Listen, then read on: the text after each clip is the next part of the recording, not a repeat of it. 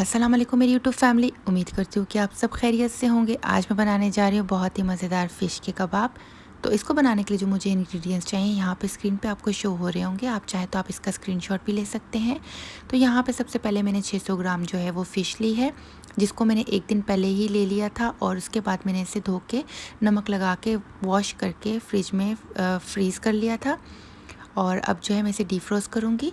यहाँ पे 1 टीस्पून मेरे पास अदरक है, हाफ़ टी स्पून मेरे पास नमक है, यहाँ पे हल्दी है मेरे पास 1 चुटकी और गरम मसाला है मेरे पास यहाँ पे हाफ़ टी स्पून और 1 टीस्पून मेरे पास यहाँ पे मिर्च है, लाल मिर्च, और यहाँ पे 2 टेबलस्पून मेरे पास लहसुन है। लहसुन जो है वो इसमें ज़्यादा जाता है।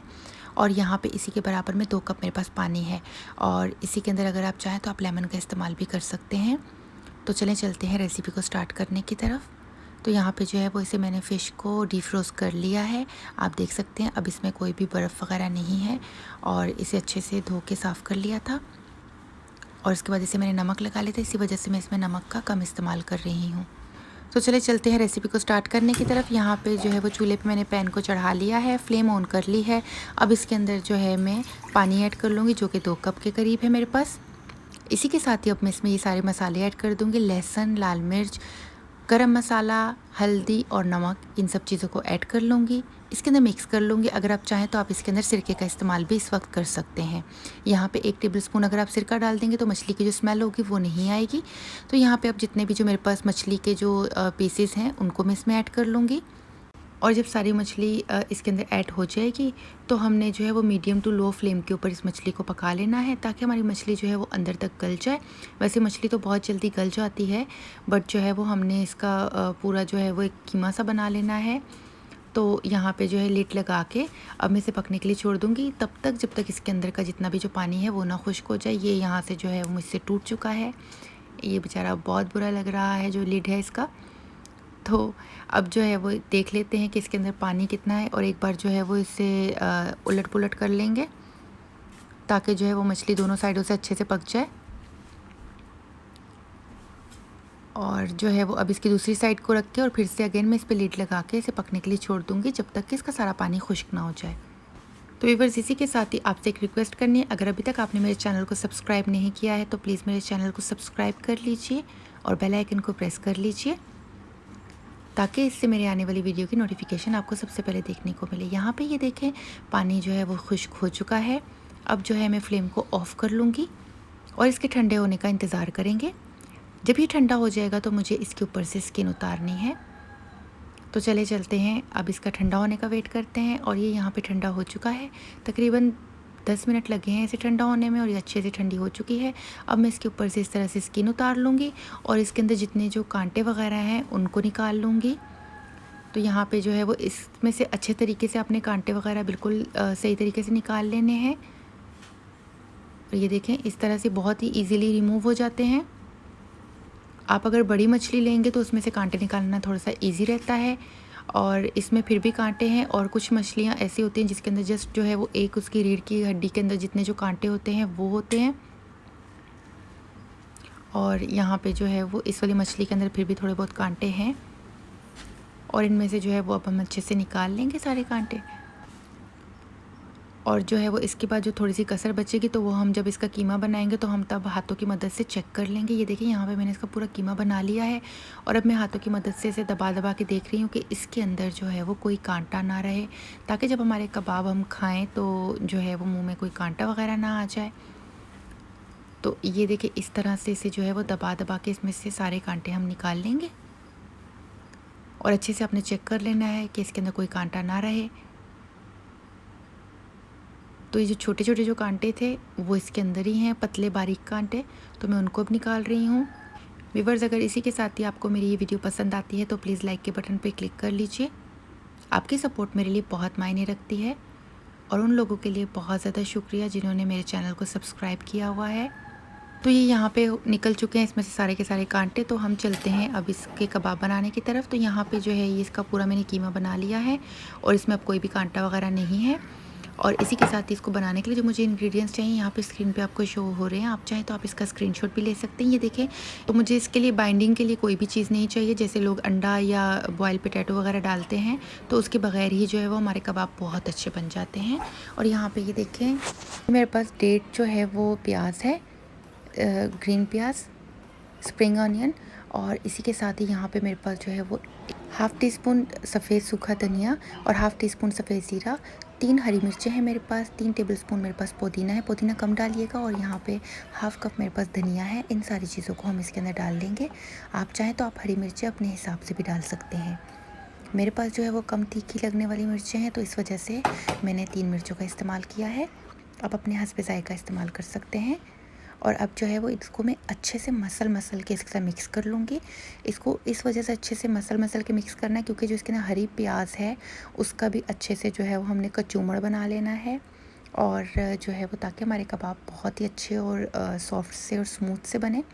तो यहाँ पे जो है आप देख सकते हैं कि मैं कितना ज़्यादा ज़ोर लगा के इसके अच्छे से कबाबों का जो मिक्सचर है वो तैयार कर रही हूँ।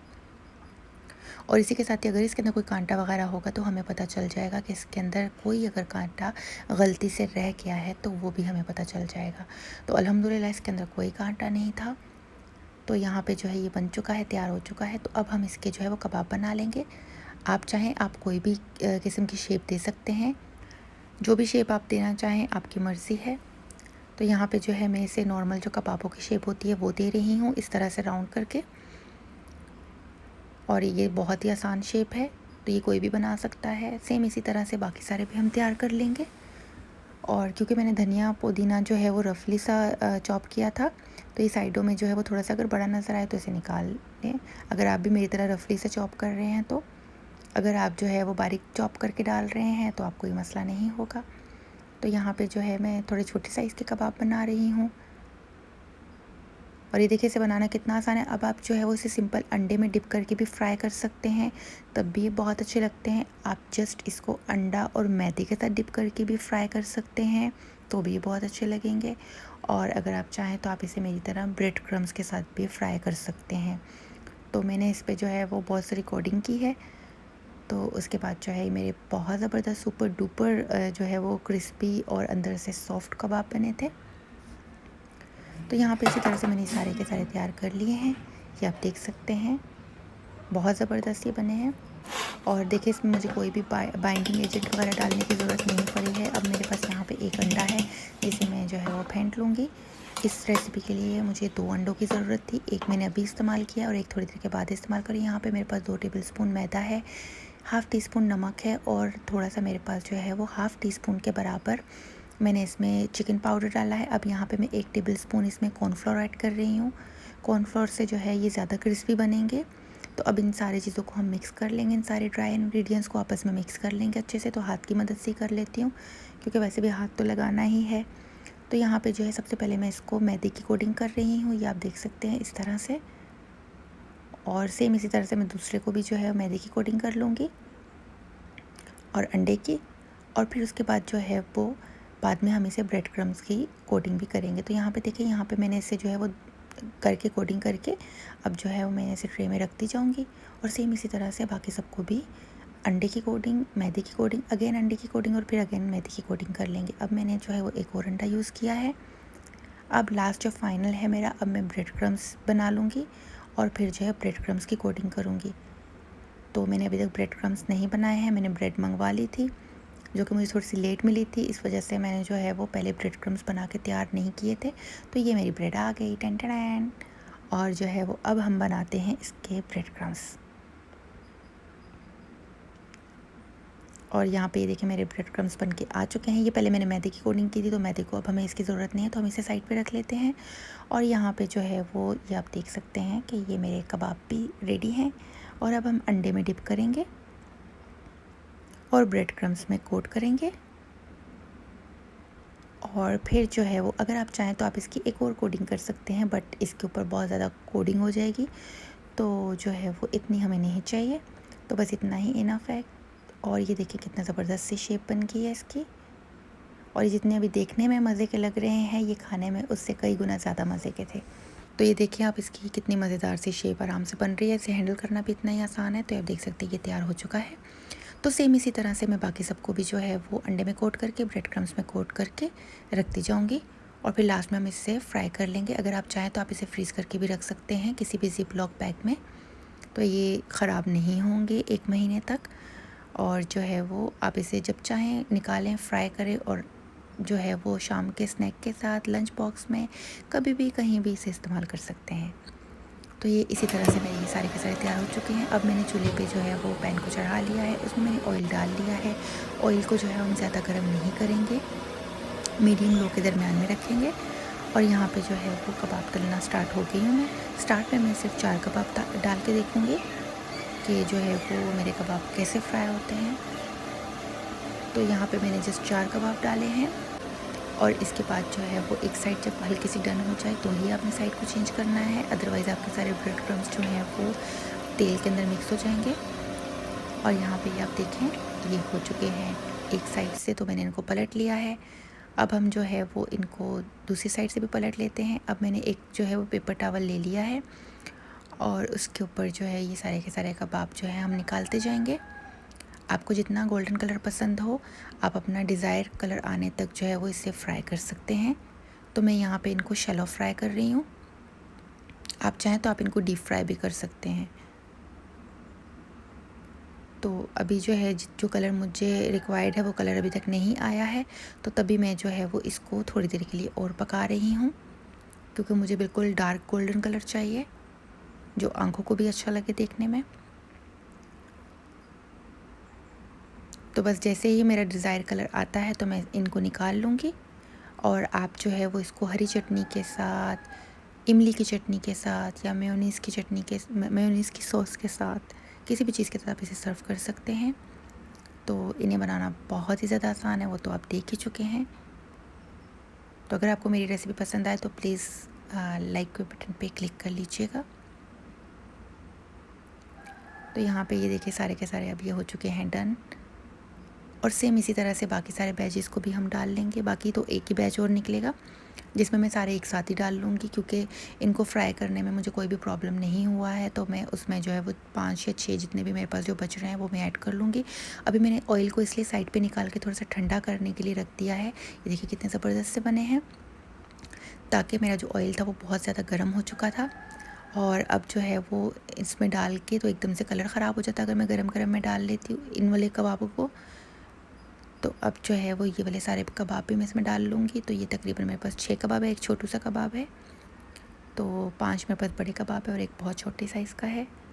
और अब इनको भी हम सेम उसी तरह से जो है वो फ्राई कर लेंगे। पहले एक साइड पे कलर आ जाएगा तो फिर हम दूसरी साइड को चेंज करेंगे और उसके बाद फिर पहले वाली साइड पे लेके आ जाएंगे। तो व्यूअर्स ये देखिए मज़ेदार से मेरे कबाब बन के तैयार हो चुके हैं। अब हम इन सबको डिश आउट कर लेते हैं। और ये देखिए मैंने बहुत ही अच्छी प्लेटिंग की है इसकी। और अब मैं आपको टेस्ट करके बताती हूँ कि मेरे कबाब कैसे बने हैं। तो ये देखिए यहाँ पे इमली की चटनी, ये मैंने मेयोनीज़ की चटनी, मेयोनीज़ का सॉस बनाया है। और यहाँ पे मेरे पास टोमेटो केचप है, टोमेटो चिली गार्लिक सॉस है। और यहाँ पे जो है वो एक कबाब को मैं तोड़ के देखती हूँ कि कैसा बना है। तो अभी थोड़ा सा गर्म है और इसमें से धुएँ भी निकल रहे हैं, तो आप देख सकते हैं। तो ये बहुत ही मज़े का बना है। आप यकीन माने कि मेरा हाथ नहीं रुक रहा था, ये बहुत टेस्टी था, बहुत ही ज़्यादा यम्मी था। तो इसे मैं सॉस के साथ टेस्ट करके देखती हूँ। तो आप भी इस रेसिपी को ज़रूर ट्राई कीजिएगा और मुझे कमेंट सेक्शन में ज़रूर बताइएगा कि आपको मेरी रेसिपी कैसी लगी। तो इसी के साथ ही मुझे दीजिए इजाज़त। इंशाल्लाह ताला मिलती हूँ एक नई और बहुत ही आसान सी रेसिपी लेके। तब तक के लिए अपना बहुत ख्याल रखिएगा, मुझे दुआओं में याद रखिएगा। फ़ी अमानिल्लाह, अल्लाह हाफ़िज़।